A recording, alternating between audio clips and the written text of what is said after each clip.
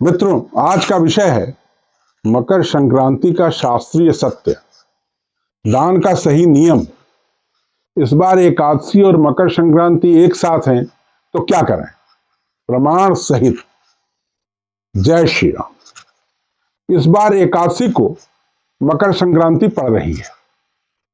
मकर संक्रांति के शुभ पर्व पर स्नान, व्रत और दान का विधान है।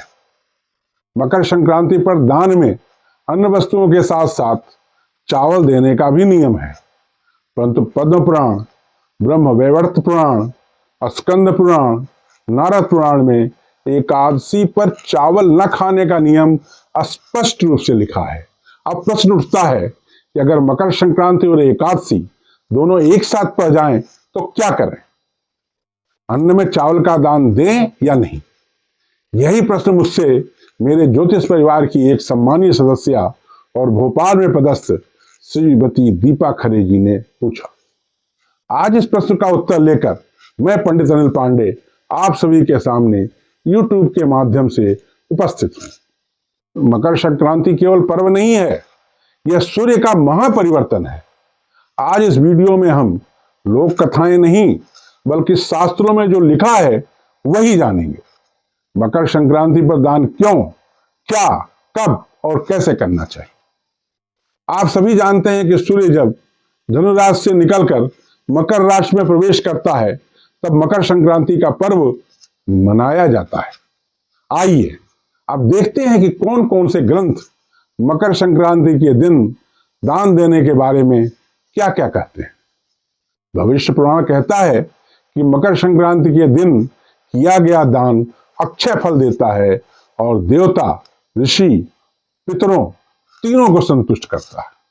इसी ग्रंथ में आगे लिखा गया है कि संक्रांति पर किया गया दान 1000 गुना फल देता है और कभी नष्ट नहीं होता। इसलिए इस दिन थोड़ा दान भी बहुत बड़ा फल देता है। आइए पता करते हैं कि मकर संक्रांति पर कौन कौन से दान अनिवार्य हैं। सबसे प्रमुख है तिल का दान। पद्म पुराण में कहा गया है, तिल दानम महापुण्यम मकरस्थे दिवाकरे।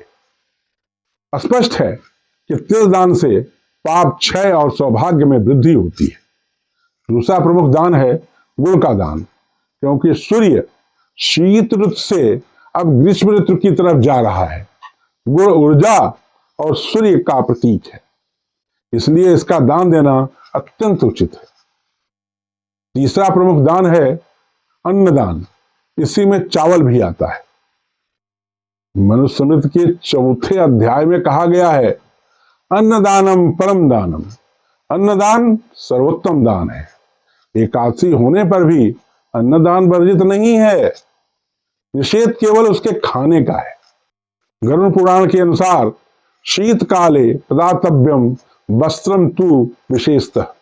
शीत ऋतु में वस्त्रदान अत्यंत पुण्यदायक है। अब हम भ्रम को दूर करते हैं कि एकादशी और मकर संक्रांति एक साथ होने पर चावल का दान किया जा सकता है या नहीं। निर्णय सिंधु और धर्म सिंधु स्पष्ट कहते हैं, व्रते भोग निषेध न दाने। अर्थात व्रत में निषेध भोग का है, दान का नहीं। चावल खाना वर्जित, परंतु चावल दान पूरी तरह से शास्त्र सम्मत है।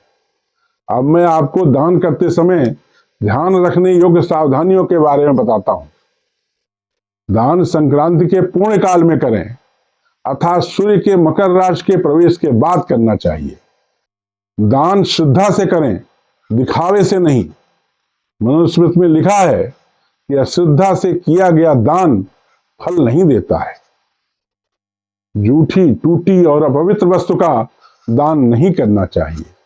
संकल्प लेकर ही दान करें, जैसे कि मम पाप क्षयार्थ पुण्य प्राप्त्यर्थे वगैरह वगैरह।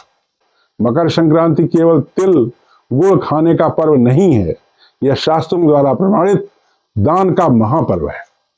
अगर सही वक्त, सही समय और सही श्रद्धा के साथ दान किया जाता है तो यह दान अच्छे पुण्य देता है।